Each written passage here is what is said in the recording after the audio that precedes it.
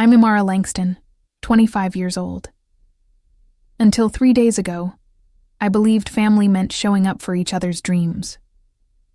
Then my parents handed my year-long dream to my cousin Savina, and everything I thought I knew about loyalty crumbled. I had spent 12 months planning my sweet 25. Not just a party, but my declaration of independence, my step into the woman I wanted to become. My mother's words still echo in my mind. Savina needs this more than you do, Imara. You'll understand when you're older.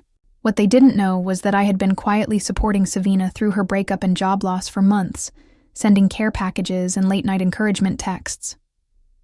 But here's what makes this story even more unbelievable. What did I discover about my family's true priorities when I decided to throw my own celebration anyway? Before we jump back in, tell us where you're tuning in from. And if this story touches you, make sure you're subscribed, because tomorrow I've saved something extra special for you. The morning sun filtered through the gauze curtains of my apartment, casting golden rectangles across the hardwood floors I'd refinished myself last spring. I sat cross-legged on my vintage Persian rug, a thrift store find that took 3 months of Saturday searches to discover, holding the leather-bound journal that had become my most treasured possession. Every page chronicled a year of dreaming, planning, and believing that 25 could be the age I finally stepped fully into myself. The journal's cover was worn smooth from countless nights of planning sessions, its pages thick with pressed flowers from locations I'd scouted, fabric swatches from potential dress designs, and handwritten notes in my careful cursive. This wasn't just party planning. This was life architecture. Each detail represented a choice I was making about who I wanted to become. Sweet 25. A celebration of becoming. I'd written on the first page in gold ink, surrounded by watercolor vines I'd painted during a particularly inspired evening last January. Below it, my mission statement. To honor the woman I've been, celebrate the woman I am, and welcome the woman I'm becoming.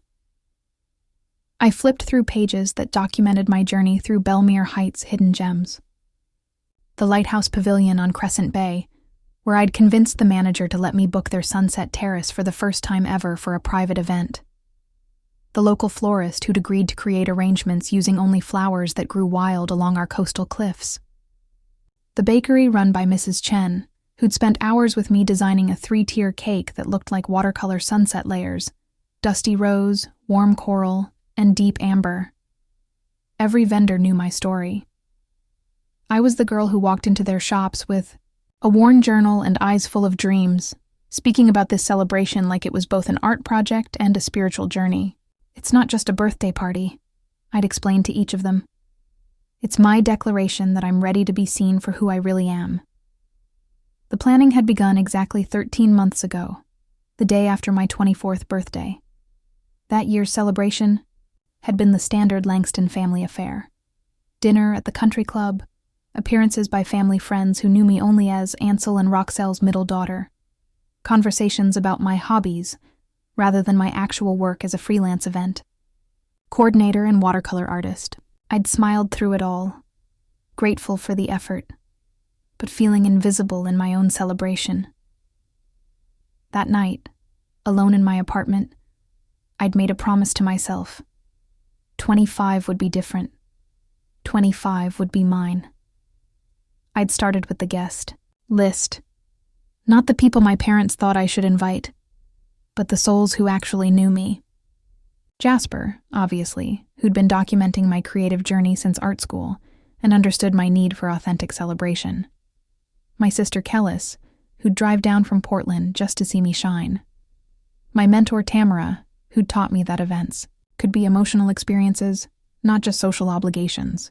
The handful of friends who knew about my midnight painting sessions and understood why I chose to live in a converted warehouse instead of the trendy downtown apartments my parents preferred. The venue search had taken months. I'd visited 17 locations before finding the Lighthouse Pavilion. Most event spaces felt borrowed, generic, designed for anyone's story.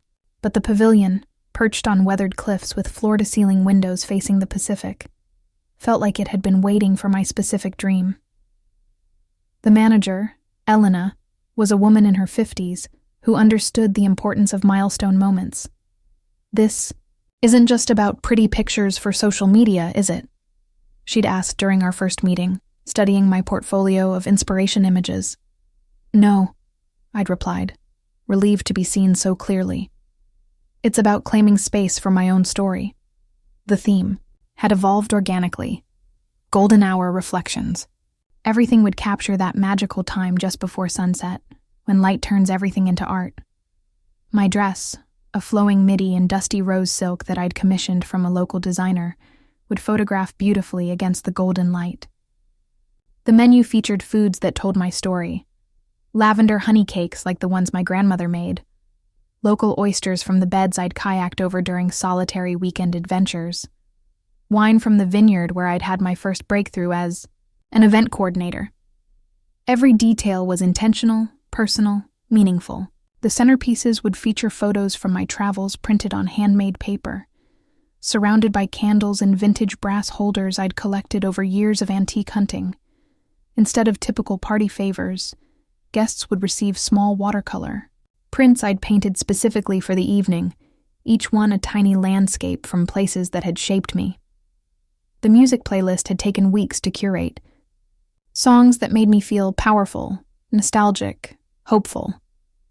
I'd even written a toast, not the typical "thank you for coming" speech, but a genuine sharing of what this milestone meant to me, what I hoped for in the years ahead, why I needed this moment of being truly seen and celebrated. My apartment had become planning headquarters. The walls were covered with inspiration boards, timeline charts, vendor contact lists. My kitchen table disappeared under fabric swatches, flower samples, and printed emails with confirmation details. Friends joked that I was more organized than most wedding planners, but they didn't understand the weight this celebration carried. In a family where appearances mattered more than authenticity, where success was measured by traditional markers, I'd never quite achieved. This party was my quiet rebellion. I wasn't engaged like my parents hoped, wasn't climbing a corporate ladder like they'd prefer, wasn't living the life they'd imagined for their middle daughter. But I was creating beauty, supporting myself through work I loved, and building a life that felt genuinely mine. The financial investment had been significant. 6 months of freelance earnings, plus the small inheritance from my grandmother that I'd been saving for something meaningful. But every dollar felt like an investment in my own worth, a declaration that my dreams deserved resources and attention. 3 weeks before the party, everything was confirmed. Vendors excited about contributing to something special. Friends planning, travel arrangements. My dress hanging in tissue paper, more beautiful than I'd dared hope. The Lighthouse Pavilion reserved, deposit paid, setup schedule confirmed. I'd started each morning for months by opening this journal, reviewing details, adding notes, sketching new ideas. It had become meditation, ritual, a daily practice of believing in my own worthiness of celebration. Some pages were practical: guest counts, vendor timelines, backup plans for weather. Others were deeply personal: reflections on growth, hopes for the future, gratitude for the journey that had brought me to this moment. The leather cover bore stains from tears of joy, coffee rings from late-night planning sessions, and pressed flowers from the coastal walks where I'd done my best thinking. This journal documented more than party planning. It chronicled a year of believing in myself, investing in my dreams, and preparing to step into the fullness of who I was becoming. Looking back now, I realized that journal represented everything my family never understood about me. The depth beneath my quiet exterior, the strength they mistook for flexibility, the dreams they dismissed as hobbies. Every page was evidence of my capacity for vision, dedication, and love. But most importantly, it was proof that I had spent a full year learning to celebrate myself, a skill that would become crucial when everyone else forgot how. The call came on a Tuesday morning while I was sketching final centerpiece arrangements, 3 days before my party. Mom's voice carried that particular tone she used when delivering news she knew would upset me. Overly bright, artificially casual, like she was commenting on the weather instead of dismantling my dreams. "Imara, sweetheart, we need to talk. Can you come by the house this evening? Around 7. I should have known something was wrong. Family meetings at my parents' house were reserved for major announcements: deaths, divorces, financial crises. But I was floating in pre-celebration bliss, assuming they wanted to discuss some last-minute detail about their attendance, or perhaps surprise me with an additional gift. "Of course," I said, still sketching. "Should I bring anything?" "Just yourself, honey. Oh, and maybe bring that planning folder of yours. We might need to look at some details." The Langston family home sat on Belmere Heights' most prestigious street, a sprawling colonial with manicured gardens that Mom redesigned seasonally to match her interior styling portfolio. I'd grown up in these rooms, but they'd never felt like home, more like a showroom where we performed the roles of the perfect family for whoever might be watching. I arrived with my planning binder, excited to share final details with parents who'd seemed distant throughout my year of preparation. They'd written the initial check for the venue without enthusiasm, asked few questions about my vision, and seemed more interested in the guest list than the meaning behind the celebration. But I'd attributed their lukewarm response to their general discomfort with anything too emotional or personal. Dad was in his study when I arrived, pacing behind his mahogany desk with the phone pressed to his ear. Another political call, another image management conversation. Mom gestured for me to sit in the formal living room, the one reserved for important discussions and holiday photographs. "Can I get you anything? Tea? Wine?" she asked, her hands fluttering nervously around invisible dust on the coffee table. "I'm fine, Mom. What's going on?" When Dad finally joined us, settling into his leather armchair with the gravity of a judge preparing to deliver a verdict, I felt the first flutter of unease. This wasn't the warm, pre-party family gathering I'd anticipated. "Imara," he began, using his public speaking voice, "we need to discuss some changes to your celebration." Changes. The word hit me like ice water. "What kind of changes?" Mom leaned forward, her expression a studied blend of sympathy and determination. "It's about Savina, sweetheart. She's been going through such a difficult time, and we think, well, we've decided that she needs this celebration more than you do right now." The words didn't immediately make sense. I stared at her, my planning binder heavy in my lap, trying to process what she was suggesting. "I don't understand. Needs what more than I do?" Dad cleared his throat. "The party, Imara. We're going to let Savina have the party instead." The room tilted.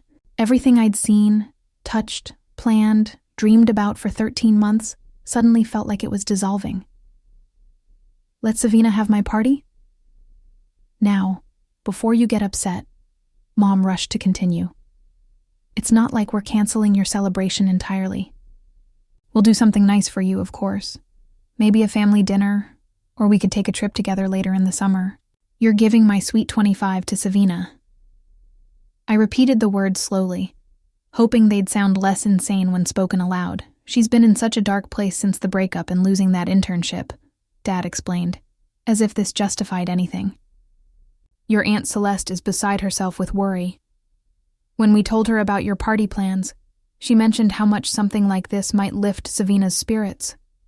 I felt like I was drowning in slow motion." "You told Aunt Celeste about my party?" Of course we did. Family supports family, Imara, and right now, Savina needs support more than you do."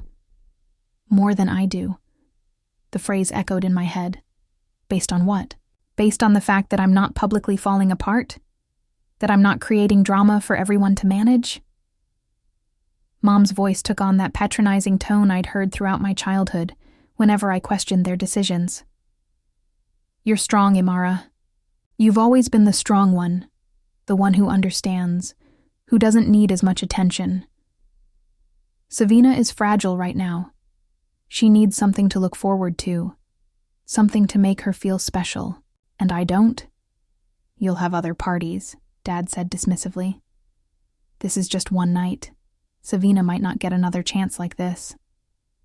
I opened my planning binder with shaking hands, staring at months of careful documentation. I've spent a year planning this. A year. I've put deposits down, made commitments, designed every detail to reflect who I am and what this milestone means to me. And it's beautiful work, Mom acknowledged, with the tone she used to praise children's art projects. Savina will love everything. You've chosen.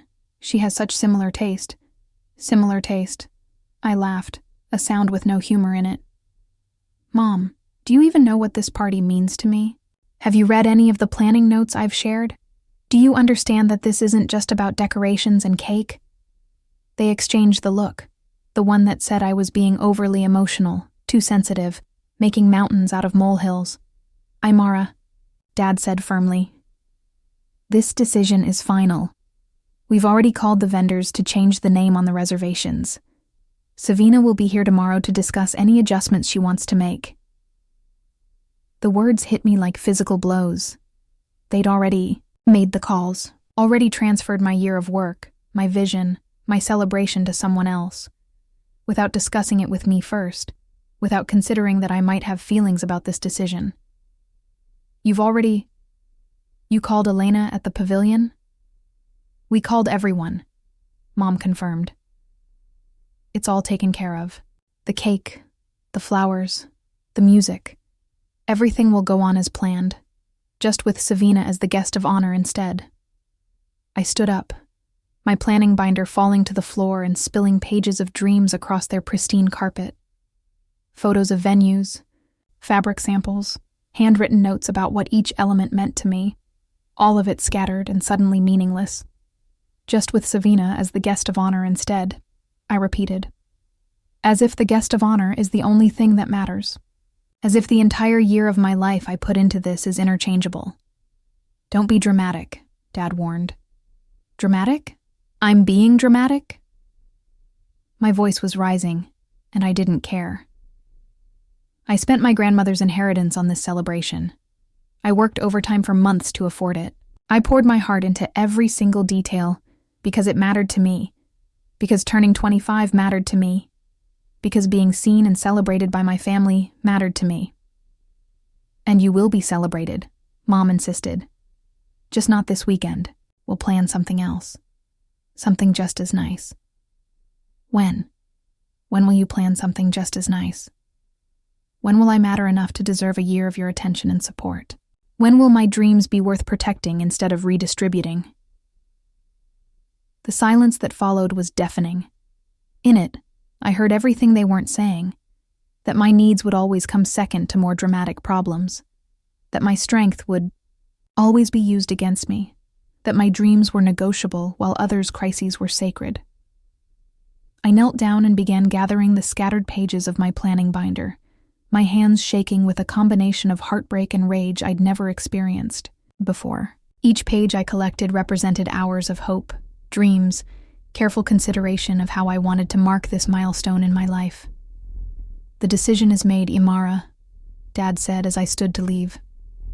I hope you'll choose to be supportive of your cousin during this difficult time. I looked at them, really looked, and saw something I'd never noticed before. They weren't uncomfortable with my pain because they cared too much. They were uncomfortable because they cared too little. My tears were an inconvenience. My dreams were interchangeable. My feelings were something to be managed rather than honored. I need to go, I said quietly. We love you, Mom called after me as I walked toward the door. You know that, right?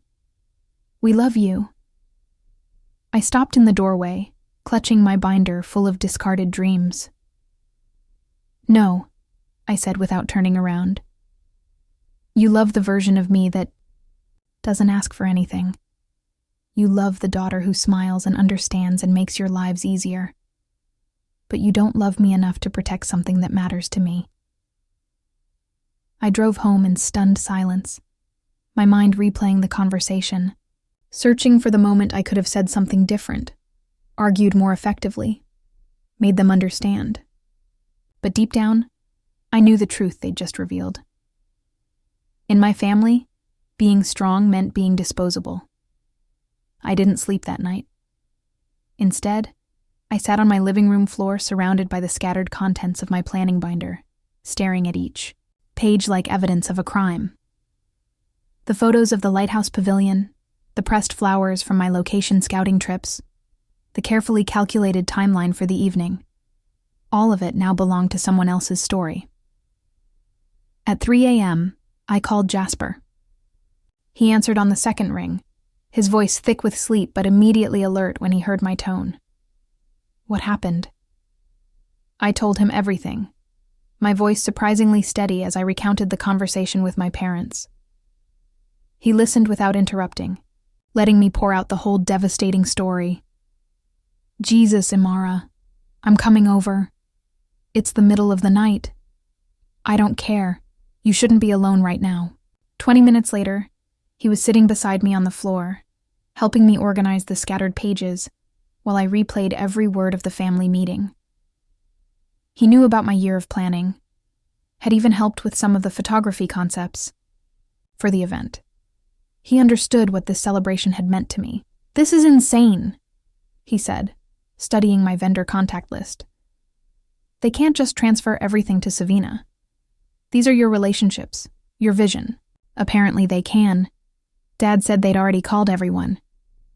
Jasper was quiet for a long moment, then pulled out his phone. What's Elena's number? From the pavilion? Why? Because I want to hear what they actually told her. I gave him the number, and he called despite the early hour. Elena, bless her, answered. Venue managers keep odd hours during event season. Jasper put the call on speaker. Elena, this is Jasper Worry, Imara Langston's photographer. I'm sorry to call so late, but we need to clarify something about this weekend's event. Oh. Elena's voice carried surprise and something else. Discomfort, maybe guilt. Jasper, I was hoping someone would call. I have to tell you, I was very confused by the phone call yesterday. What exactly did they tell you? Mr. Langston called and said there had been a family emergency, and they needed to change the guest of honor to Imara's cousin. He said Imara was too emotional to handle the planning right now, and that the family was taking over arrangements. I felt like I'd been slapped. Too emotional. They'd painted me as unstable, unable to handle my own celebration. Elena, I managed to say, that's not what happened at all. Her voice softened immediately. Imara, honey, I was so worried about you. When your father called, it didn't sound like the woman I'd been working with for months. You've been so organized, so clear about your vision. I couldn't understand what had changed. Jasper squeezed my hand as I explained the real situation to Elena. She listened with growing dismay. This is incredibly unusual, she said finally. In 15 years of event management, I've never had a family transfer an entire celebration like this, especially not without the original planner's consent. Is there anything we can do? Jasper asked. Well, legally, whoever's name is on the contract holds the reservation. But morally... Elena paused. Imara, you put so much heart into planning this event. Every conversation we had was about making this celebration authentically yours. It feels wrong to just hand it over to someone else. We talked for another 20 minutes. Elena agreed to delay making any major changes until she heard from me, directly. She also mentioned something that made my stomach drop. Savina was scheduled to come in later that morning to review the arrangements and make necessary adjustments. After we hung up, Jasper and I sat in heavy silence. The reality of the situation was sinking in deeper. This wasn't just about losing a party. It was about watching my family erase me from something I'd created, then rewrite the narrative to make me the problem. You know what we need to do? Jasper said finally. We need to document everything. Every conversation, every detail, every vendor relationship you built. If they want to steal your celebration, at least we'll have proof of what really happened. We spent the next few hours creating a comprehensive record. Jasper photographed every page of my planning binder.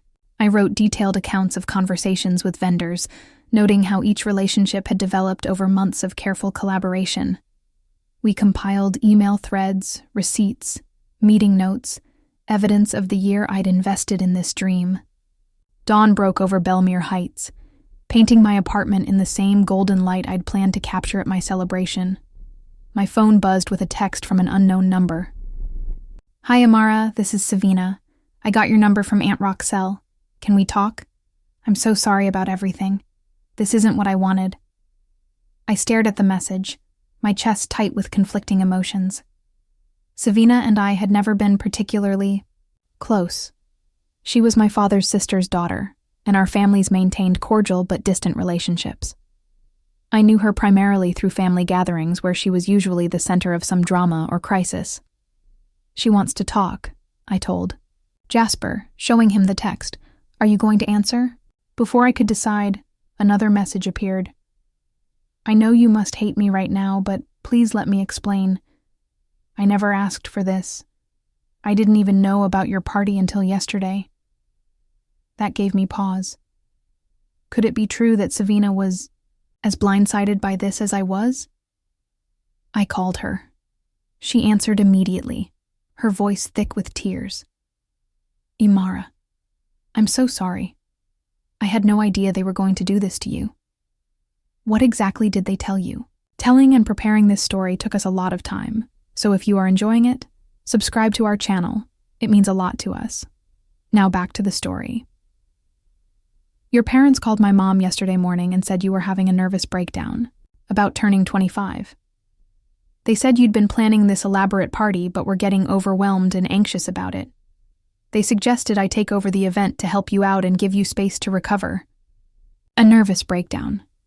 I felt my jaw clench. "And you believe that?" I didn't know what to believe. They made it sound like you were really struggling, and you know how my mom gets when she thinks someone in the family needs help. She started, crying about how we all need to support each other. I could picture the scene. My Aunt Celeste, always dramatic, rallying to save the day for a family member in crisis. Except the crisis was manufactured by my own parents. "Savina, I haven't had a nervous breakdown. I've spent a year carefully planning this celebration because it matters to me. It's not overwhelming. It's been one of the most meaningful projects of my life." Silence on the other end, then a shaky breath. "Oh God. They lied to me, didn't they? It seems like they lied to everyone. Imara, I don't want your party. I never wanted to take something that belonged to you. I thought I was helping." Despite everything, I found myself believing her. Savina had many faults, but deliberate cruelty wasn't usually one of them. She was impulsive, self-centered, and often thoughtless, but she wasn't malicious. "So what happens now?" I asked. "I'll call them right now and tell them I can't do this. I'll explain that I know the truth and I won't be part of stealing your celebration." "Savina, wait." Something in her voice made me pause. She sounded genuinely distressed, not just about the situation, but about something deeper. "Are you okay? I mean, really okay?" Another silence, then quiet crying. "No, I'm not okay. But that doesn't mean I should get to take over your life to fix mine." We talked for another hour. She told me about the real situation, not just the public breakup and lost internship, but the deeper struggles with anxiety and feeling like she was constantly disappointing everyone.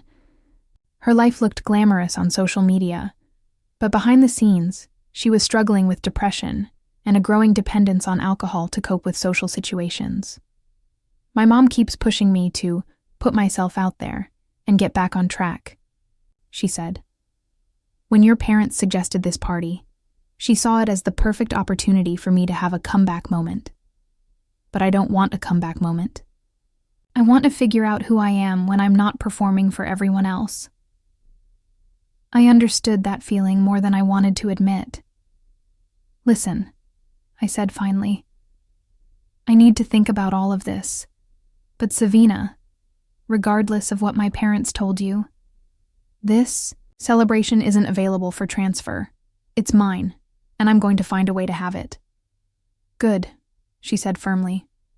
"And if there's anything I can do to help fix this mess, please let me know. I owe you that much." After we hung up, I felt a strange mixture of relief and determination. At least now I knew the full scope of my parents' manipulation. They'd painted me as mentally unstable to justify stealing my celebration, then presented themselves as heroes managing a family crisis. But they'd underestimated both me and Savina. And they'd forgotten something crucial. I'd spent a year building relationships with every vendor, developing a vision that was uniquely mine, and investing not just money but heart into this celebration. They could change the name on the contracts, but they couldn't change the fact that this was still my dream, my work, my story. It was time to take it back. The next morning, I woke to 17 missed calls from my sister Kellis. I'd texted her the basic facts at 4 a.m., too emotionally drained to explain properly, but apparently that had been enough to send her into protective older sister mode. "I'm driving down," she announced when I called her back. "Don't make any major decisions until I get there." "Kellis, you don't need to." "The hell I don't. I've been watching this family treat you like their emotional janitor for 25 years, and I'm done pretending it's normal." 6 hours later, she was standing in my doorway with a duffel bag, a bottle of good wine, and a photo album I hadn't seen in years. Kellis had always been my fiercest protector, the one who called out family dysfunction when the rest of us were still pretending everything was fine. "Show me everything," she said, settling onto my couch with the determination of someone preparing for war. I walked her through the timeline, the year of planning, the family meeting, the calls with vendors, my conversation with Savina. She listened with growing fury, occasionally muttering things like "unbelievable" and "typical" under her breath. When I finished, she was quiet for a long moment, staring at my planning binder spread across the coffee table. "Do you want to know what really pisses me off about this?" she said finally. "Everything? No, specifically. What pisses me off is that they think you'll just take it. They're counting on you being the good daughter who swallows her disappointment and makes everyone else comfortable." She opened the photo album she'd brought and flipped to a page I remembered well, my 8th birthday party. In the photo, I was standing beside a cake I'd helped Mom bake, smiling dutifully while my cousin Marcus blew out my candles. He'd been visiting that weekend and had thrown a tantrum about not having a cake of his own. "Remember this?" Kalis asked. I did remember. Mom had lit new candles and told me to make a wish quickly before Marcus got upset again. Even at 8, I'd understood that keeping the peace was more important than my moment. Or this one. She flipped to another page. My high school graduation party. In the photo, I was in the background while my parents posed with their friends, discussing my college plans as if I weren't there. The party had become more about their social obligations than my achievement. And this. My 16th birthday, where half the guests were my parents' friends' kids who barely knew me, invited to maintain family connections rather than celebrate. Me. Page after page showed the same pattern, my moments being shaped by other people's needs, my celebrations becoming performances for audiences I hadn't chosen. "They've been doing this your entire life," Kellis said, "making your special moments about managing everyone else's feelings or maintaining their image. And you've been so gracious about it that they think they can just transfer your birthday to someone else like it's a dinner reservation." Looking at the photos, I felt something shift inside me. This wasn't just about one party. This was about a lifetime of being expected to be smaller so everyone else could be more comfortable. "Remember when you wanted to apply to art school?" Kellis continued. "And they convinced you to major in business instead because it was more practical? Or when you wanted to move to Portland after graduation, and they guilted you into staying? Local, because family sticks together?" I did remember. Each time they'd framed their interference as concern for my well-being or family unity. But really, they'd been managing their own anxiety about having a daughter who might choose a path they couldn't control or understand. They're terrified of you actually claiming space, Kellis said, because if you start expecting to be seen and celebrated for who you really are, they'll have to confront how they've been treating you all these years. My phone buzzed with a text from Mom. Sweetie, Savina is so excited about the party. She wanted me to thank you for being so understanding. You're such a good daughter. I showed the text to Keelys, who made a sound of disgust. A good daughter. Translation: a daughter who doesn't cause problems by having needs or boundaries. What am I supposed to do, Keelys? The party is in 2 days. All the vendors think I'm mentally unstable. Savina is supposed to show up tomorrow to finalize details for my celebration. Kellis closed the photo album and looked at me seriously. What do you want to do? Not what's easiest, not what will keep everyone happy, but what do you actually want? The question hung in the air between us. For so long, I'd been focused on what was expected, what was practical, what would cause the least disruption. But what did I want? I want my party, I said quietly. I want the celebration I planned, with the people I chose, in the place that felt right to me. I want to be 25 in the way that honors who I've become and who I'm becoming. Then take it back. How? By remembering that they can change names on contracts, but they can't change the fact that every vendor relationship, every creative decision, every meaningful detail came from you. Elena at the pavilion knows the difference between you and someone pretending to be you. I thought about my conversation with Elena, how immediately she'd recognize that something was wrong when my father called. You know what I keep thinking about? I said. All the conversations I had with vendors over the past year. With Elena about the meaning behind the celebration. With the florist about using local wildflowers because they represent resilience. With Mrs. Chen about designing a cake that looked like a sunset because transitions are beautiful.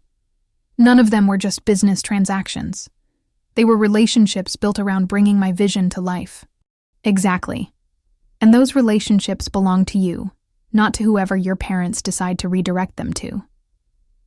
Kellis helped me make a list of everyone involved in the celebration. Vendors, friends, family members who were supposed to attend. For each, name. We discussed what they knew about the situation and how they might respond to learning the truth. The guest list is particularly interesting, she noted, studying my original invitations. How many of these people actually know Savina?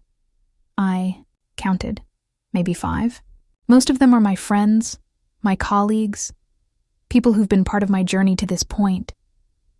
So if Savina shows up to a party full of people who barely know her, celebrating a milestone in her life they haven't witnessed, how authentic is that going to feel? The absurdity of the situation was becoming clearer. My parents had essentially tried to transplant my entire social ecosystem onto Savina's life story.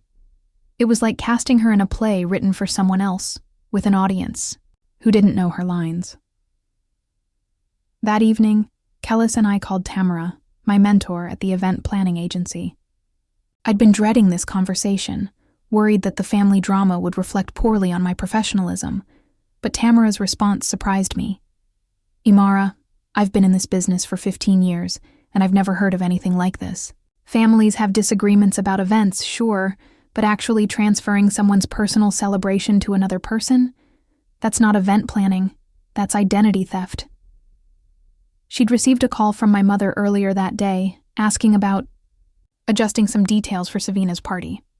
Tamara had been confused because she'd never heard of Savina and couldn't understand why someone else was making decisions about an event I'd been developing for months. Here's what I want you to consider, Tamara said. You've built something, beautiful and meaningful. Instead of trying to take back something that's been contaminated by all this family drama, what if you created something new, something entirely yours? The idea hit me like lightning. Why was I fighting for the right to attend my own celebration as a guest in someone else's story? Why not create a celebration that couldn't be taken away, transferred, or manipulated? You mean start over? I mean, create the celebration you deserve on your terms, with people who actually want to honor who you are and what you've achieved. After we hung up, Kellis and I sat in contemplative silence. The photo album lay open between us. Decades of evidence that my family had never quite known how to celebrate me authentically. "You know what I'm realizing?" I said finally.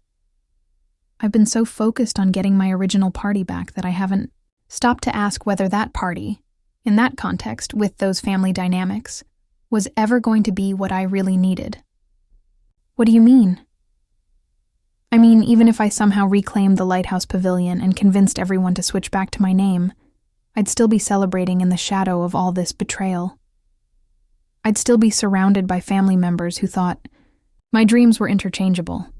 The whole evening would be about proving my worth instead of celebrating it." Kellis nodded slowly. "Plus, you'd be waiting for the next time they decide your needs are negotiable." "Exactly. This isn't really about one party, is it? It's about whether I'm going to keep accepting a role in this family that requires me to be smaller than I am." That night, after Kellis went to sleep in my guest room, I sat with my planning journal and really looked at what I'd created over the past year. Every page represented not just party planning, but a practice of valuing myself, investing in my dreams, believing I deserved celebration. The venue, the vendors, the guest list, those were all external elements. The real work had been internal. Learning to see myself as worthy of the effort, worthy of the investment, worthy of being celebrated, authentically. My parents could take away the pavilion, confuse the vendors, and manipulate the narrative, but they couldn't take away what I'd learned about myself in the process of planning this celebration. They couldn't diminish the year I'd spent practicing self-love and intentional living. More importantly, they couldn't prevent me from continuing that practice. I opened to a fresh page in my journal and wrote, "Suite 25, Take 2, a celebration of reclamation." If my family wanted to give my party to someone else, fine. But they couldn't give away my capacity to celebrate myself. They couldn't transfer my ability to create meaningful moments or build authentic community. For the first time since the family meeting, I felt something other than heartbreak. I felt power. They'd taught me something valuable, even if they hadn't meant to. The difference between being celebrated and celebrating myself. The first required their permission and participation. The second required only my own courage and creativity. And after 25 years of waiting for their permission, I was finally ready to choose courage. The truth came out by accident, the way most devastating revelations do, not through dramatic confrontations or carefully planned reveals, but through a mundane moment that suddenly illuminates everything you thought you knew. I was at my parents' house the next morning, ostensibly to collect some family photos Kellis wanted to include in a memory book she was making for me. Really, I was there to have one final conversation before I walked away from their version of my celebration entirely. I wanted to look them in the eye and tell them I was creating my own party, on my own terms, with people who actually wanted to celebrate me. Mom was in the kitchen when I arrived, frantically organizing catering details for what she kept calling Savina's celebration, as if saying it enough times would make it true. Dad was in his study, door closed, voice raised in what sounded like an argument. "Is everything okay?" I asked Mom, nodding toward the study. She waved dismissively, but I caught the flash of anxiety in her eyes. "Just business stress. You know, how your father gets during campaign season." Campaign season. I'd forgotten that Dad was up for re-election to the city council this fall. Politics had always been the backdrop of our family life, the lens through which every decision was filtered.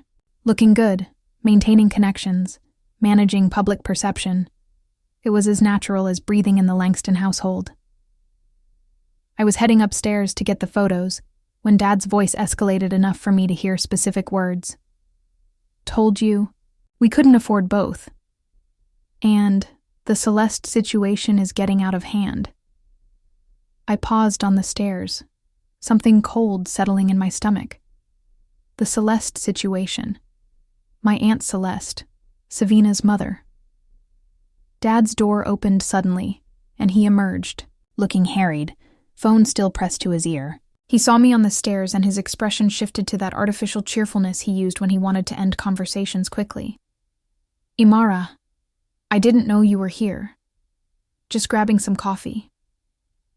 But as he passed me on the stairs, I heard the voice on the other end of his phone call, a woman, speaking rapidly about payment schedules and outstanding balances.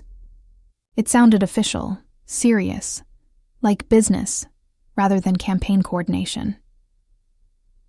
20 minutes later, I was sitting in my car outside their house, staring at a bank statement that had changed everything I thought I understood about my family's finances and their decision about my party. The statement had been left on Dad's desk, partially hidden under other papers, but visible enough for me to see it while looking for a pen. I shouldn't have looked. I definitely shouldn't have taken a photo of it with my phone. But something about the conversation I'd overheard made me need to understand what was really going on. The account showed a series of large transfers over the past 6 months. 5,000 to Celeste Ellery in January, 8,000 in March, 12,000 just 2 weeks ago. Over $25,000 sent to my aunt, money that coincided almost exactly with the timeline of my party planning. But it was the notation on the most recent transfer that made my hands shake. Final payment, SE Rehab Program. Savina's rehab. My parents had been paying for Savina to attend some kind of treatment program. I called Kellis from the car, my voice barely steady as I explained what I'd discovered. "Let me understand this," she said slowly. "They've been sending money to Aunt Celeste for months, apparently covering Savina's rehab costs. And now they've transferred your party to Savina right after making a huge final payment?" "It looks that way. Imara, do you think? Could they have used your party budget to help pay for Savina's treatment?" The question hung between us like a toxic cloud. I thought about the conversation I'd overheard. "Told you we couldn't afford both," and felt pieces clicking into place with sickening clarity. "I need to call Elena," I said. "I need to know exactly what my parents told her about payment." Elena answered immediately, and when I explained that I was trying to understand the financial arrangements, her response confirmed my worst fears. "That's actually something I wanted to discuss with you," she said carefully. "When your father called to transfer the event, he mentioned that there had been some confusion about payment and that the family was consolidating expenses. He asked me to send the final invoice directly to him rather than to you." My mouth went dry. The final invoice that I was planning to pay myself? Well, yes. The balance you and I discussed last month, the remaining 30% of the venue fee, plus service charges, about $4,000 total. $4,000. The exact amount I'd been prepared to pay from my savings account next week. Money that would now go directly to my father instead of being handled by me. Elena, who's actually paying. For this event? Silence on the other end, then a careful response. "According to your father, the family is covering all costs as a gift to both you and Savina. He said there had been some misunderstanding about who was responsible for what." After I hung up, I sat in my car for a long time, letting the full scope of what had happened wash over me. This wasn't just about giving my party to Savina because she needed it more. This was about my parents using the financial framework I'd created, the vendor relationships, the payment schedules, the credit I'd built, to cover their own unexpected expenses. They'd been paying for Savina's treatment for months, probably draining their discretionary funds. When the time came for my party's final payments, they couldn't afford both my celebration and their financial commitment to my cousin. So they'd found a way to combine them, give Savina my party, frame it as family generosity, and let the existing payment structure cover costs they could no longer manage separately. The cruelest part was the elegance of their solution. Instead of admitting they couldn't afford to support both their daughter's dreams and their niece's recovery, they'd created a narrative where sacrificing the first was actually a virtue. I was supposed to feel good about being understanding, while they solved their financial problem with my emotional labor. I called Savina, I need to ask you something, and I need you to be completely honest, I said when she answered. Of course. Has my family been paying for you to be in some kind of treatment program? The silence stretched so long I thought the call had dropped. Savina, how did you find out? Her voice was small, ashamed. That doesn't matter. What matters is that I understand what's really happening here. They've been supporting your recovery financially, and now they're using my party as a way to celebrate that investment while covering costs they can't afford anymore. Imara, I didn't know. I swear I didn't know they were using your party money. But you knew they were paying for your treatment? Yes. My mom couldn't afford the program I needed, and when your parents found out how bad things had gotten, they offered to help. But they made me promise not to tell anyone because it might affect your dad's campaign if people knew about the family's personal issues. Another piece clicked into place. Of course. Dad couldn't risk the political fallout of having addiction. Issues in the extended family become public knowledge. But he also couldn't abandon family in crisis. That would be equally damaging to his image. So he'd been quietly managing the situation, paying for private treatment, keeping everything contained, until the financial pressure became too much, and my celebration became the solution to multiple problems at once. Savina, how long have you been in treatment? I finished the residential program 3 weeks ago. I'm in outpatient counseling now, which is why I'm back in town. The party was supposed to be my reintegration celebration, a way to show family and friends that I'm doing better. So this was never about you needing my specific party. It was about needing a party, and mine was convenient. I think... Yes. God, Imara, I feel sick about this. After we hung up, I drove to the beach and walked along the shoreline for an hour, letting the sound of waves wash over the rage building in my chest. The manipulation was so complete, so calculated. They'd turned my year of self-investment into their family crisis management strategy. They'd used my relationships, my planning, my emotional labor to solve problems I didn't even know existed. But more than that, they'd made me complicit in my own erasure. By framing Savina's needs as more urgent than mine, they'd turned my natural empathy into a weapon against my own interests. They'd counted on my love for family, my desire to be supportive, my lifetime of being the understanding one, to make me accept this theft quietly. The bank statement felt like evidence not just of financial manipulation, but of something deeper, the cost of being seen as strong enough to sacrifice for, but never valuable enough to protect. But they'd miscalculated something crucial. In trying to use my strength against me, they'd forgotten that strength could also be used for myself.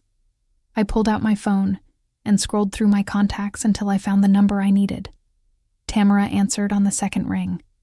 I want to create that new celebration we talked about, I said. And I want to do it right. The air in Belmere Heights that late afternoon was thick with humidity, almost like the city was holding its breath. I stood outside the modest little venue Jasper and I had found on the edge of town, a place that smelled faintly of salt and old paint, a far cry from the grand halls my parents had booked for Savina's hijack Suite 25. Yet, something about it felt right, real. Jasper was already inside, moving tables and setting up the backdrop I'd designed. It was a modest celebration, stripped of the glitter and grandeur my family preferred, but it was ours. Mine. It was the first time in weeks I'd felt that spark. The one that had driven me through months of planning before everything came crashing down. I pulled out my phone and texted Tamara, the woman who'd become my unexpected lifeline in the chaos. Ready for the second round? Let's turn this mess into something unforgettable. Her reply came almost immediately. Always. We're making a statement. Your statement. Morning light spilled through the window of my tiny apartment the next day. I sat at the edge of my bed, fingers tracing the worn edges of a sketchbook I'd barely touched since the party was taken from me. The drawings were blueprints of a celebration not for a milestone dictated by others, but a tribute to the journey I'd been on. The nights I'd spent crying in silence, the moments of quiet rebellion, the shards of hope I was still clutching. The irony wasn't lost on me. I had spent my whole life trying to be the reliable one, the daughter who didn't complain, who held the family together. And now, I was standing on the edge of breaking free, even if it meant leaving everything I'd built behind. The phone buzzed. It was Kellis. "Hey," she said, her voice low but steady. "I'm coming through tonight. We need to talk properly, face to face." I didn't hesitate. "I'll be here." By afternoon, Tamara was at my door, hands on her hips, a sparkle of that no-nonsense energy I'd come to admire. "I looked over the plans again," she said. "And you're right. This celebration isn't about outdoing Savina or anyone else. It's about reclaiming what was stolen from you." Her gaze was fierce, but there was something else. A deep well of respect. It was the first time I'd felt seen. Really seen, since the whole nightmare started. We talked strategy. This event needed a name, a purpose beyond just being the party Imara was denied. It had to be a declaration, a moment where I could stand in my own light, without needing my family's approval. "Sweet 25 isn't just a number," I said. "It's a symbol of growth, survival, of learning to say no." Tamara nodded. "So what if we call it the Unbroken, like a phoenix rising but quieter, more real?" I smiled. That was it. The name alone felt like armor. Jasper arrived with a box full of photos from our original planning stages, candid shots, mood boards, the raw essence of the dream I'd nurtured for so long. "Thought you might want to see what you were fighting for," he said softly. I flipped through the pictures, some with my smile forced, others with genuine excitement. Each image was a thread in the tapestry of my story, a story I was still writing. "Thanks, Jasper," I whispered. "I don't want to forget." He looked at me like I was fragile but fierce all at once. "You won't. Not anymore." As evening fell, the three of us, me, Jasper, and Tamara, stood in the empty venue, the silence buzzing with possibility. There was no giant cake, no expensive champagne or glittering lights, just a room full of hope and a handful of people who believed in me. But beneath that hope, a knot of doubt twisted in my stomach. Could I really pull this off? Could I create something beautiful from the wreckage of betrayal and broken dreams? I closed my eyes, breathing deep, letting the salty sea air wash over me. The past weeks had been a storm, but storms cleared skies, didn't they? "We're ready," I said finally. Tamara smiled. "Then let's make sure they never forget the name Imara Langston." That night, I lay awake, turning the day over in my mind. I thought about my father's voice, cold and decisive when he reassigned the party to Savina. About my mother's icy smile that told me I was expected to be the bigger person, the one who swallowed the hurt and carried on. But mostly, I thought about myself. The girl who used to dream in colors brighter than anyone else's. The girl who'd hidden her tears behind polite nods and quiet endurance. I reached over to my nightstand and grabbed the tiny charm bracelet Kellis had sent me. A late birthday gift with a phoenix charm dangling from it. Not broken. Not beaten, unbroken. That word settled inside me like a promise. Over the next few days, preparations unfolded with a rhythm both frantic and soothing. I coordinated invitations, not the traditional ones my family would approve of, but handwritten, notes sent only to those who truly mattered. Friends who'd stood by me, strangers who understood the power of reclaiming joy, even in small moments. Jasper took on the photography, capturing every step as if we were documenting not just an event, but a revolution in miniature. Tamara brought in musicians who played songs that spoke of resilience and hope. We chose decorations that were simple but meaningful. Wildflowers gathered from the outskirts of Belmere Heights, strings of soft lights that looked like stars caught in glass jars. And yet, as the day of the event neared, the old fears crept in like shadows. What if no one came? What if I was fooling myself, trying to force a celebration out of pain and rejection? Kellis called again, firm but tender. "You're not alone in this. You have people who see you. Don't forget that." I wanted to believe her. I had to. One evening, after a particularly long day of setting up, I found myself alone in the venue. I wandered to the small stage where the band would play. Running my fingers over the chipped wood, I whispered, "This is mine now." And for the first time since everything fell apart, I felt the stirrings of a future I could build. Not the one my family imagined for me, but one I chose for myself. Because sometimes, the most powerful celebrations aren't about who shows up or what's on the table. They're about who you become when you decide to stand up, quietly, firmly, and say, "I am enough." That night, I wrote in my journal, "Today, I stopped waiting for permission. Today, I started living." The days slipped by in a blur of movement, and moments suspended between fear and hope. Every morning, I woke with a flutter in my chest, a cocktail of anticipation and dread. What if this celebration, the unbroken, became another footnote in the long list of disappointments? What if it wasn't enough? What if I wasn't enough? I found myself pacing the venue late one afternoon, phone in hand, ready to call Tamara again. The walls around me were still bare, but I could almost hear the music, the laughter, the whispered conversations of friends and strangers brought together by the fragile threads of belonging and understanding. Jasper appeared suddenly, holding a stack of vintage prints he'd scavenged from a local flea market. Thought these could add some character. Real stories, not polished lies. I smiled, grateful for his chaotic good energy that often pulled me out of spiraling thoughts. "We're building something real," I told him quietly. He nodded. And real is what's missing most these days. Later, Tamara arrived, clipboard in hand, dressed in her usual sharp, no-nonsense way. "Imara, you need to hear this," she said, eyes gleaming. "I've been talking to some contacts. There's a local journalist who wants to cover the event, not the fancy filtered version your parents would want, but the real story. Your story." My heart skipped.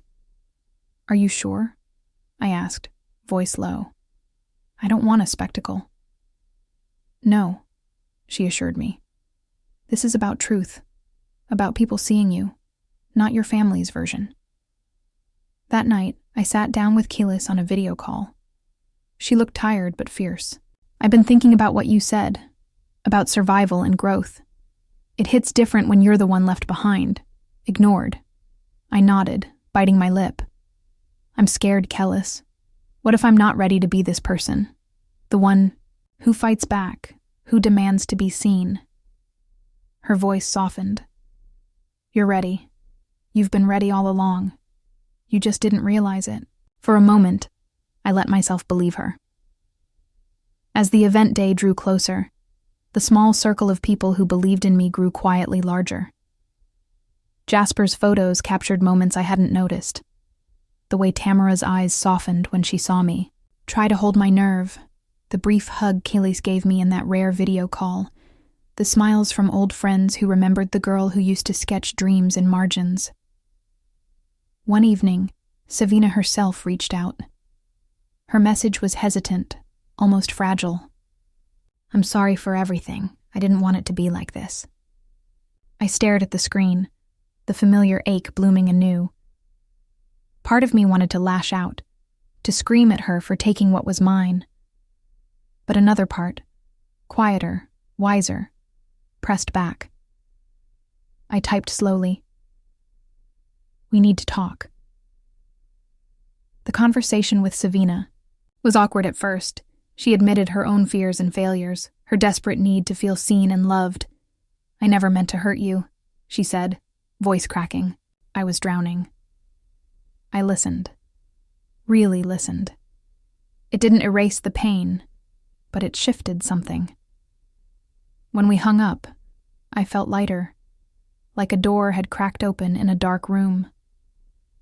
On the day before the event, the venue buzzed with final touches and frantic energy. Tamara paced, double-checking the playlist and seating.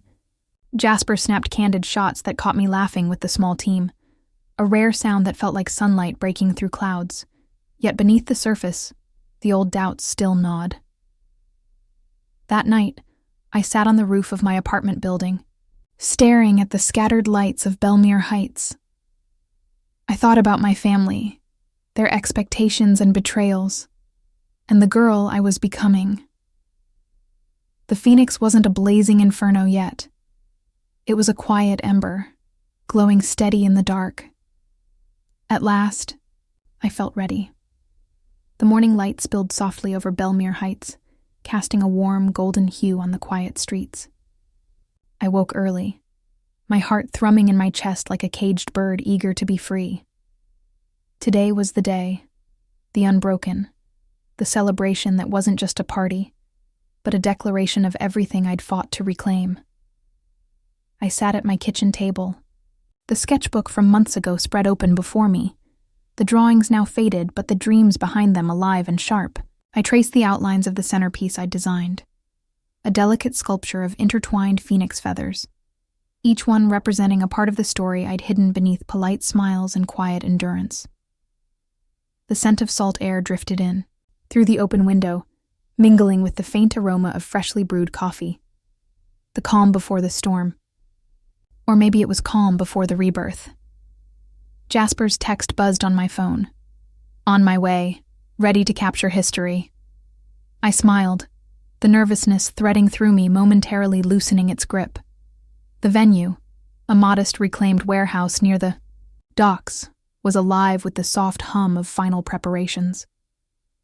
Tamara was already there, clipboard in hand, directing a small team with her characteristic blend of precision and warmth. The walls, once bare and cold, were now draped with strands of fairy lights and clusters of wildflowers in jars that caught the light like tiny stars.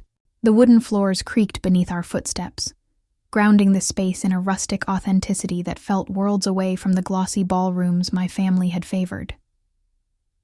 Jasper stood in one corner, camera slung around his neck, capturing candid moments.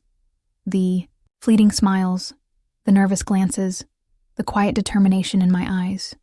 His presence was a tether, reminding me I wasn't alone.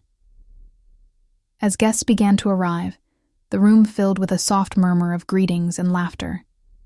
They weren't the polished socialites my parents would have invited, but people who mattered, friends, who'd seen my true self through years of quiet struggle, neighbors who'd watched me grow up in this town, and a handful of strangers who, somehow, understood the power of reclaiming joy. I caught Keelis's eye as she slipped through the crowd, her expression fierce but tender. She came straight to me, pulling me into a hug that said more than words ever could. "You look like you belong here," she whispered, and I nodded, the weight of years pressing on me but finally lifting just enough to breathe. The musicians took their places as the first notes drifted through the air, soft melodies of resilience and hope that wrapped around us like a warm blanket. Moved to the center of the room, my voice quiet but steady as I welcomed everyone. "This celebration," I began, heart pounding, "is not just about a birthday or a milestone. It's about the journey to find ourselves when the world tries to tell us who we should be." The crowd listened, faces reflecting stories of their own battles and triumphs. I felt a connection I hadn't known I was starving for, a collective breath shared among those who dared to stand unbroken. Then, the door opened. Savina stepped inside, her eyes searching the room until they found mine. Time seemed to freeze, the past crashing into the present in an instant of fragile vulnerability. She moved towards me slowly, hesitant but sincere. The murmurs quieted, replaced by an almost reverent silence. I didn't want it to be like this, she said softly, her voice trembling. "I'm sorry, Imara." I took a breath, the anger and hurt swirling inside me like a storm, but instead of lashing out, I met her gaze with something new, understanding. "This is my moment," I said, voice firm but kind. "But there's room for both of us in this story." Her nod was barely perceptible, but it was enough. The night stretched ahead, a tapestry woven with laughter, tears, and quiet moments of reflection. Jasper continued to capture every frame. Tamara kept the event moving with a steady hand, and I, finally, stood in my own light. This was more than a party. It was a reclaiming of self, a turning point where I stopped shrinking and started to grow. And as the music swelled and the crowd cheered, I knew this was only the beginning. The room had softened into a quiet hum, voices dipping into a respectful hush as the music paused, leaving a gentle stillness that held the weight of everything we'd all been carrying. I took a breath, feeling the familiar tremor of nerves flicker through me, but this time it didn't feel like weakness. It felt like the fragile strength of a truth waiting to be spoken. I stepped forward, letting the warmth of the gathered faces wash over me. This wasn't about perfection, wasn't about grand declarations or flawless delivery. It was about honesty, vulnerability, claiming a voice that had long been muted. "Thank you all for coming," I began, my voice steady but soft. "This night is not just a celebration of 25 years. It's a celebration of survival, of becoming who we are, meant to be despite the fractures and failures along the way." A few heads nodded, some eyes glistened with unshed tears. The weight of the past year, the betrayals, the silences, the stolen moments, hung quietly in the air, almost palpable. "I planned this celebration for a year," I continued, feeling the words flow more freely now. "Not to mark a birthday, but to mark a turning point. A step into womanhood on my own terms. A statement that I will no longer be defined by others' expectations or disappointments." There was a pause. A collective breath held. I saw familiar faces, friends, neighbors, strangers who had somehow become allies, watching me with something like reverence. I realized then this was no longer just my story. It had become a shared moment of courage. I told them about my family, the pressures of appearances, the quiet betrayals that often go unspoken in families like mine. I grew up in a house where silence was currency and smiles were masks, where the loudest victories often belonged to the most visible, and the quiet ones, like me, were expected to fade into the background. My voice cracked for a moment, but I pushed through it. The room felt warm, supportive, alive with unspoken understanding. "When the celebration I planned was taken from me," I said, voice steadying again, "it felt like losing a part of myself. But I realized that the celebration wasn't about the party. It was about reclaiming my story, my joy, my truth." The crowd responded with soft applause, some wiping eyes, others holding my gaze with silent solidarity. Savina watched from the edge of the room, her expression unreadable. When I finished, the music swelled again, filling the room with a hopeful melody. But before the next song could start, Savina approached me, hesitance woven into every step. "Imara," she said quietly, voice thick with emotion. "I need to say this. I'm sorry for taking something that was yours, for making you feel invisible. I was drowning, and I didn't know how to ask for help." Her words hit me like a wave, fierce and raw. "I'm not sure what forgiveness looks like yet," I admitted softly. "But I believe there's room for both of us to heal." Her eyes shone with tears, and for the first time in months, I saw not the rival or the shadow, but a person broken and trying to piece herself back together. The tension in the room began to dissolve, replaced by a cautious warmth. Friends gathered, us into a quiet circle, sharing memories, apologies, and tentative hopes. I realized then that this wasn't just my victory. It was a shared moment of reconciliation, a fragile but hopeful step toward something better. Later, as the evening deepened, the atmosphere shifted. Laughter grew louder. Music filled the corners, and the dance floor beckoned. The crowd, once tentative, now moved with an easy rhythm. The weight of past grievances lifted, if only for the night. I caught Jasper's eye across the room. His smile was genuine, and in it, I found a reflection of my own hard-won joy. As I danced under the soft glow of fairy lights, I felt the embers inside me flare into something fierce and alive. This celebration wasn't about reclaiming a party stolen. It was about reclaiming myself. And in that moment, surrounded by people who had chosen to be here, I finally believed I was enough. The music shifted to a slower, more soulful rhythm, the kind that presses gently against the skin and stirs the heart. The flickering candlelight caught in the glass. Jars hanging from the rafters cast soft shadows, painting the faces of those gathered in a warm, golden glow. I felt the pulse of the room slow, the collective breath held again, but this time with a softness, an openness. Savina found me near the edge of the dance floor, her movements tentative, uncertain. The weight between us, heavy with months of unspoken words and simmering resentment, hung thick in the space. But in her eyes, there was something new, a rawness that wasn't about defiance or desperation, but honesty. "Can we talk?" she asked quietly, voice barely above the music.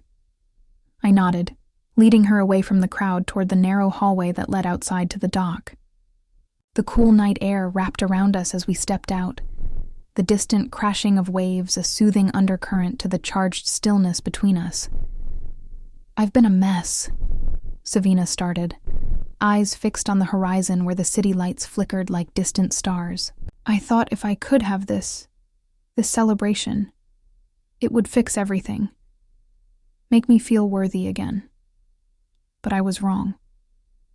Her voice cracked, the carefully constructed walls she'd worn for so long crumbling in the night air. I watched her, feeling a swell of empathy and a quiet ache. She wasn't just my rival or my family's emotional project. She was a woman struggling to find her footing, just like me. "I took something that wasn't mine," she admitted, turning to look at me, vulnerability shining through. "And I hurt you. I'm sorry, Imara. Not because I have to be, but because I mean it." The sincerity in her words broke through the armor I'd built. My anger, sharp and searing for so long, softened, replaced by a fragile thread of understanding. "Thank you for saying that," I replied, voice low but steady. Us, it's complicated. I'm not ready to erase the hurt, but maybe we can start from here." She nodded, a tentative smile brushing her lips. It was imperfect, but it was a beginning.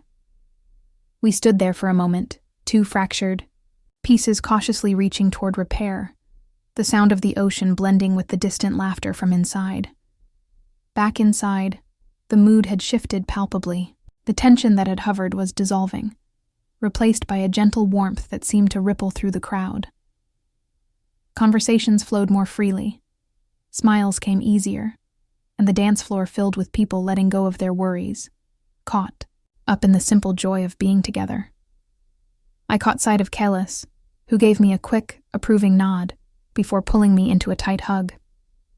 "You did it," she whispered, voice thick with pride. I let myself savor that moment, the fierce loyalty of my sister, the support that had been a quiet lifeline throughout this journey. Jasper appeared beside me, his camera lowered but his eyes bright. "This night, it's more than I ever imagined," he said softly. "You turned pain into power, Imara. You really did." His words settled deep inside me, a balm to the bruises left by betrayal and disappointment. As the evening wore on, I felt the boundaries between past and future blur. This wasn't just a celebration of surviving the storm. It was the dawn after the tempest, the fragile promise of renewal. The journey wasn't over, and the scars would remain, but tonight, for the first time, I felt a fierce kind of hope. When the final song played, a gentle ballad that wrapped the room in bittersweet melody, I found myself beside Savina again. We shared a look, a silent agreement that this night, this moment, was a turning point, a fragile peace forged not by forgetting, but by choosing to move forward together. The music faded, the crowd slowly dispersing, but the warmth lingered, an ember glowing steady and strong, promising light even in the darkest times. The evening was winding down, but the energy in the air still hummed with the afterglow of what had transpired. The once bustling room was quieter now. Conversations softened to murmurs, and clusters of guests lingered like reluctant ghosts, reluctant to leave a night charged with meaning. I stood near the bar, my fingers wrapped around a glass of sparkling water, its coolness grounding me even as my heart fluttered from the roller coaster of emotions. Around me, faces familiar and new glowed in the fading warmth of the fairy lights strung overhead, casting soft golden halos. The floral arrangement still exuded the delicate scent of jasmine and lavender, the remnants of a night that had transformed from a stolen dream into a reclaimed victory. Tamara approached.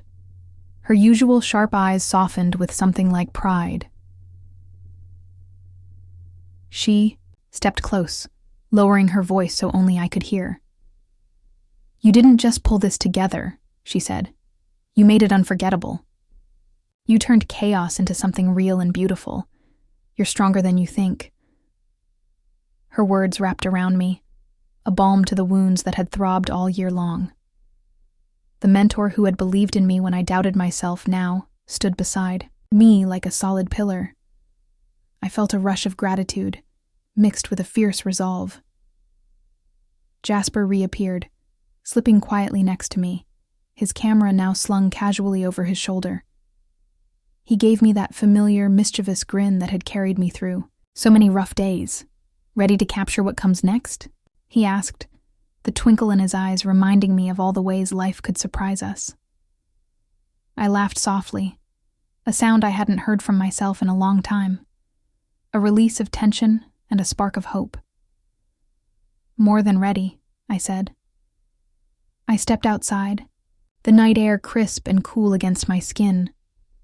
The harbor was quiet except for the gentle lapping of waves against the dock, a rhythmic whisper that soothed the turmoil inside me. Above, the sky was a deep indigo tapestry, stars sprinkled across it like scattered diamonds. The distant city lights shimmered on the water's surface, blurring softly like a dream. I breathed deeply, letting the salt air fill my lungs and clear my mind. The scent of the sea mingled with the faint trace of jasmine clinging to my dress, a reminder of the night's magic. Behind me, the venue glowed warmly, its windows casting golden rectangles onto the pavement. Inside, I imagined Savina, probably packing up her things, her expression more composed now, her earlier vulnerability refined into quiet determination. Our earlier conversation replayed in my mind, a fragile thread weaving us toward understanding. I pulled out my phone and noticed a new message from Kellis. "You're a force, Imara. Don't forget it." My chest swelled with affection for my sister, my fiercest ally, even when miles and circumstances separated us. Her words were a lifeline, a reminder that I was not alone in this. My gaze drifted to the phoenix sculpture, the night's centerpiece, a masterpiece of delicate feathers, each one shimmering faintly in the last glow of the lights. It stood as a quiet symbol of rebirth, a testament to rising from ashes, not as a fragile survivor, but as someone renewed, stronger, unbroken. I walked slowly toward it, feeling the weight of the moment settle over me. Every painstaking step I'd taken over the past year, the betrayals, the silences, the quiet rage, and the slow reclamation of my own joy, converged here. The first hints of dawn began to color the horizon, soft streaks of pink and orange bleeding into the dark sky. A new day was coming, not just on the calendar, but inside me. I closed my eyes for a moment, letting the morning's promise wash over my soul. I had taken back my story. I had taken back myself. And I was ready to face whatever came next. Not as the quiet shadow in the background, but as the woman I had chosen to become. The dawn seeped through the cracked window pane, spreading pale gold across the scattered canvases leaning against my bedroom walls. The familiar scent of turpentine and fresh paint mingled with the morning chill, grounding me in the small sanctuary I'd carved out of the chaos that had consumed so much of my life. I lay still beneath the thin linen sheets, the heaviness of sleep pressing down. But my mind was too full for rest. Last night's celebration had closed a chapter, a messy, beautiful, painful chapter. But it had opened something new, a space where I could finally breathe without holding back. The apartment was quiet except for the distant hum of early, traffic and the occasional call of a seagull perched somewhere unseen, a reminder of the town's steady rhythm beyond my walls. My phone vibrated softly on the nightstand. I reached for it, feeling the slight buzz against my palm. A message from Kellis blinked on the screen. "You were incredible last night. Proud doesn't even begin to cover it." I smiled, the warmth of her words spreading through me like sunlight after a storm. Kellis had been my fiercest protector, the only person who ever saw past the polished surface my family demanded. Even miles away, she was my anchor. Slowly, I swung my legs over the side of the bed, the wooden floor cold against my bare feet. I padded into the kitchen and started the coffee maker, the familiar ritual steadying the flicker of nerves still dancing in my stomach. The rich aroma filled the room, pulling me fully into the moment. I moved toward the window, cradling my steaming mug. Outside, the streets of Belmere Heights were waking up, shopkeepers lifting shutters, joggers tracing the coastline, neighbors greeting each other with sleepy smiles.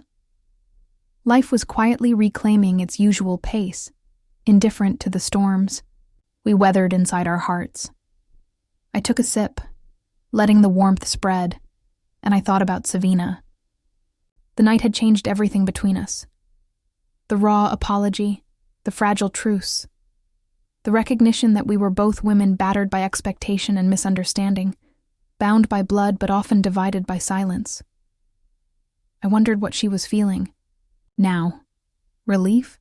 Regret? Hope? A knock on the door startled me from my thoughts. I wasn't expecting anyone this early.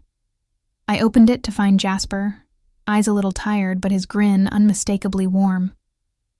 "Morning, artist," he said, holding up 2 cups of coffee. "Thought you might need this." I laughed softly, accepting the cup. "You read my mind." He stepped inside, settling onto the windowsill, his gaze drifting out over the harbor. "Last night, I didn't know how much it would mean until I saw you in your element. Not just surviving, but truly shining." His words echoed something deep inside me. For so long, I'd equated survival with silence, holding everything in, keeping my head down. But last night was different. I had stepped into the light on my own terms. "Thank you," I said quietly, "for believing in me, for pushing me." He shrugged, smiling. "It's what friends do." We sat in companionable silence for a while, sipping coffee and watching the world stir awake.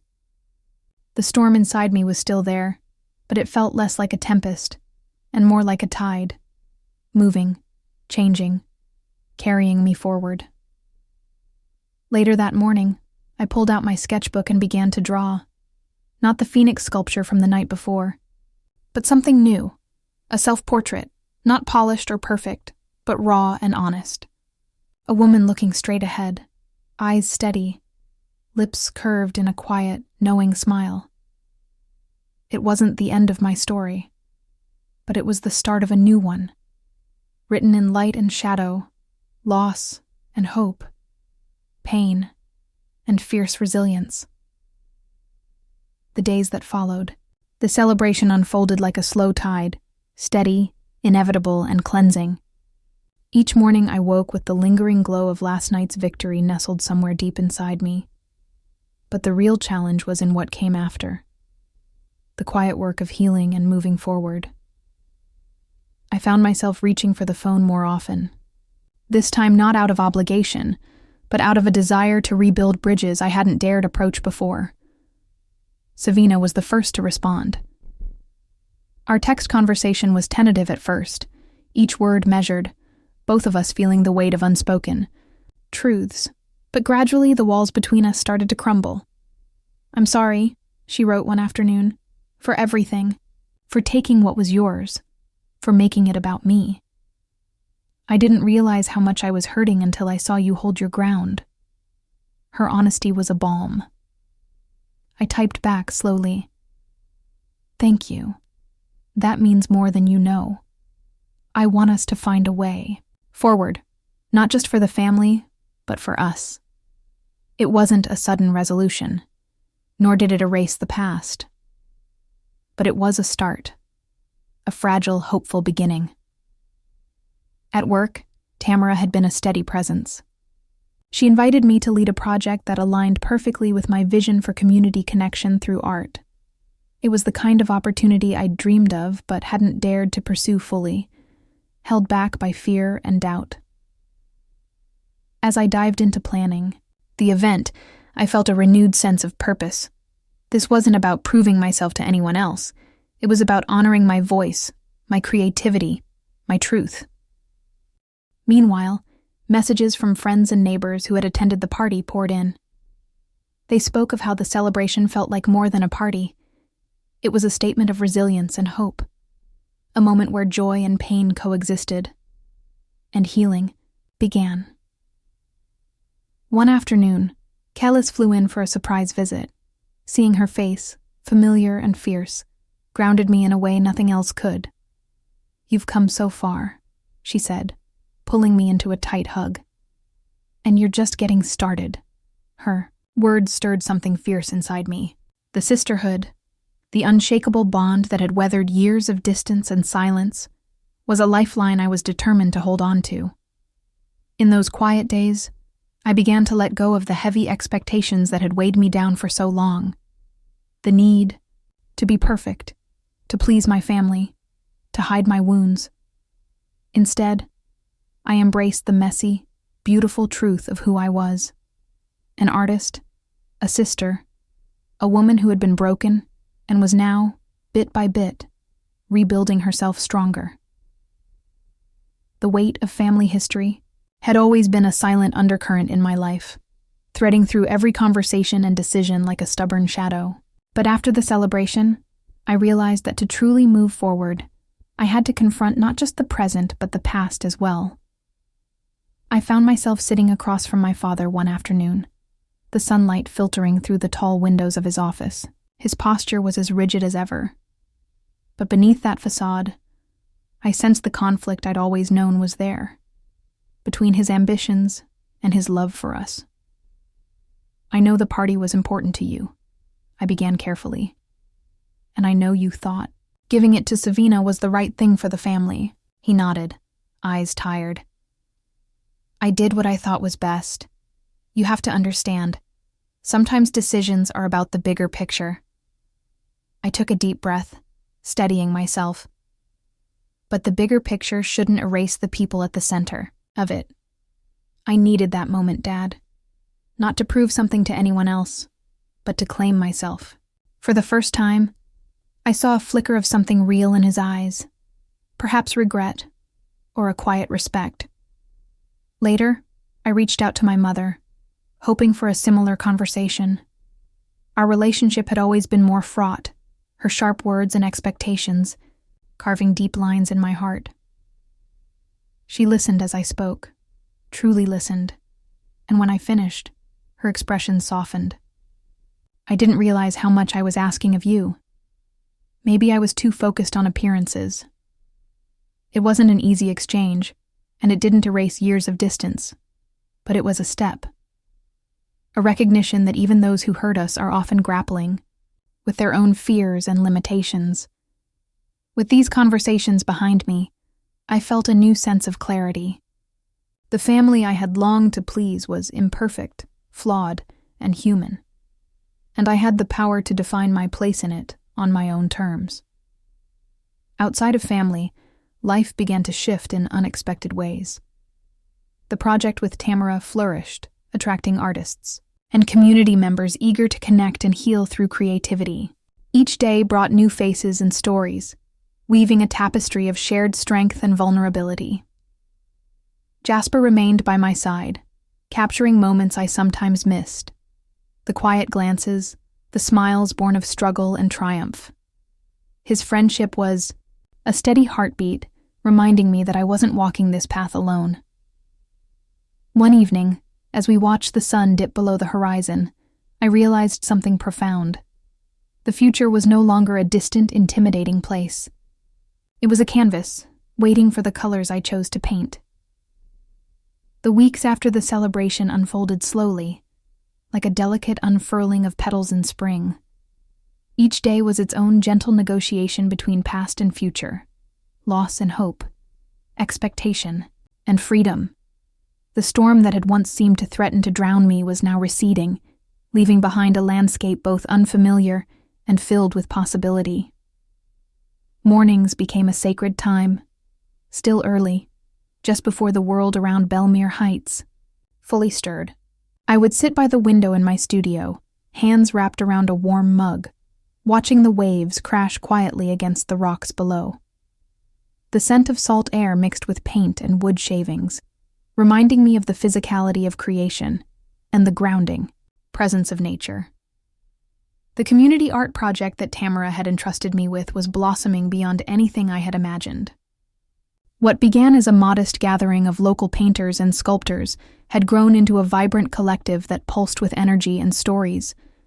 People from all walks of life were showing up, not just artists, but fishermen, teachers, shop owners, all eager to contribute their experiences in color and form. At times it felt overwhelming, the weight of so many stories, so many layers of pain and hope. But it also felt like redemption, a chance to transform quiet heartbreak into collective healing. We weren't just creating art, we were weaving connection, bridging divides that had long seemed insurmountable. One late afternoon, as I was cleaning brushes, the studio door creaked open. Savina stepped inside, hesitant but resolute. Her usual bravado was softened by vulnerability. "I wanted to see this place," she said quietly. "The one you talk about so much." I smiled, motioning to a half-finished mural that sprawled across one wall, a riot of blues and golds and fiery reds. "It's still messy, like all things worth doing," I said. We sat on the floor, the cool concrete grounding us as the light waned.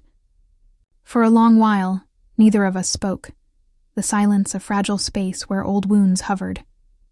Then Savina broke it. "I've been scared. Scared I'd always be the family's project, the one everyone worried about but never really saw. I thought maybe you were the same, but quieter."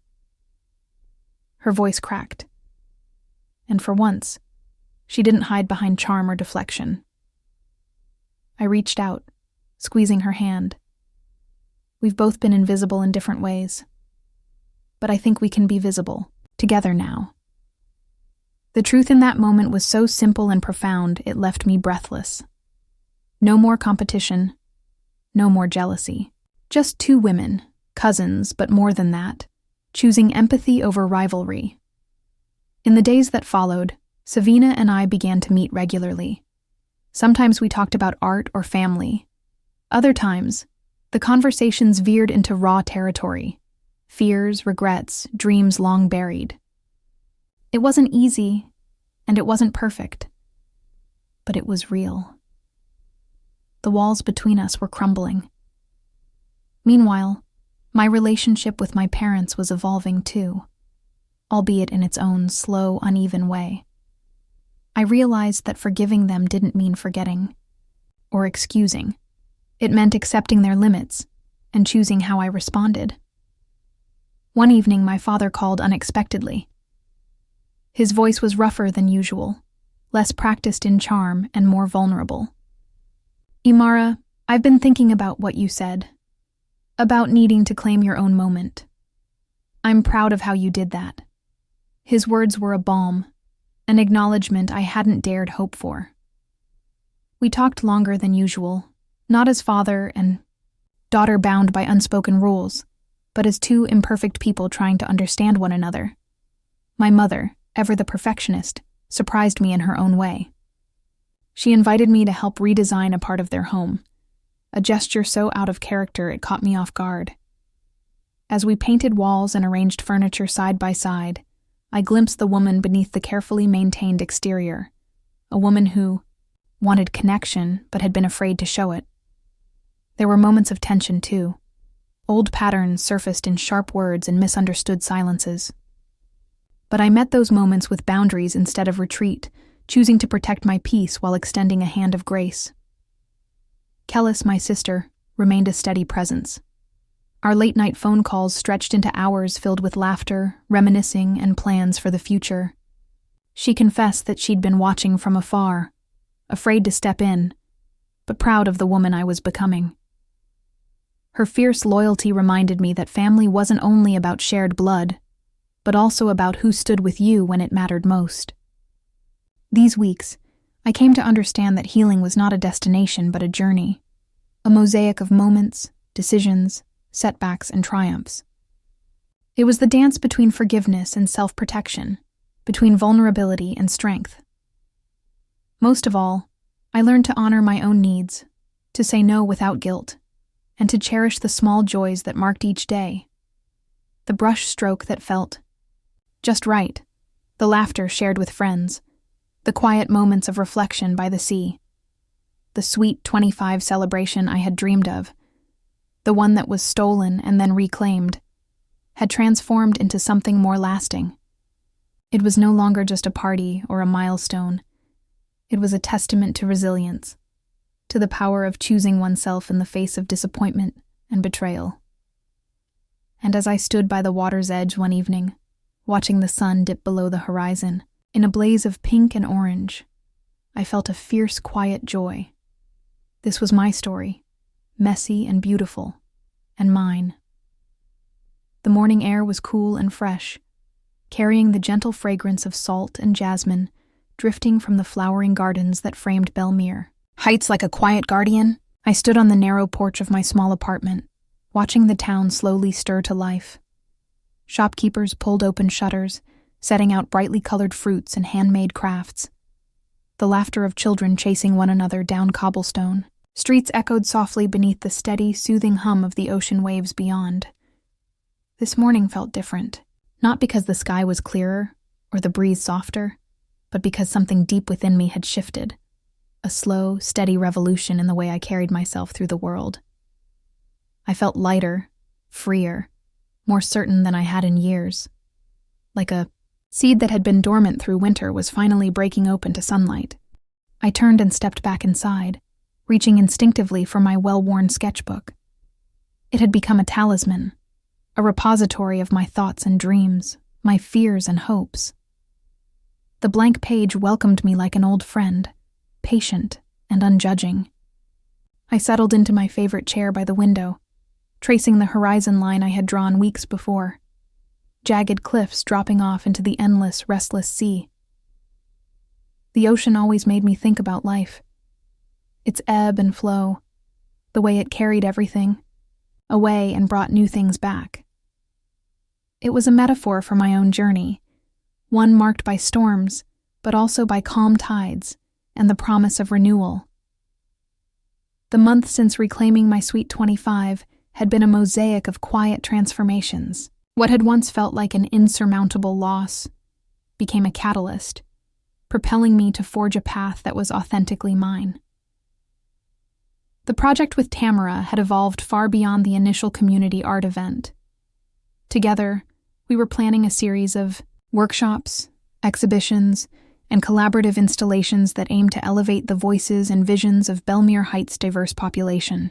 Artists, fishermen, shopkeepers, and even schoolchildren came together to create a tapestry of stories that reflected the true soul of the town. I was no longer just an organizer or a quiet participant. I had become a leader, a catalyst for connection. The realization was both humbling and exhilarating. I saw how my own vulnerability and perseverance inspired others to share their stories and embrace their own truths.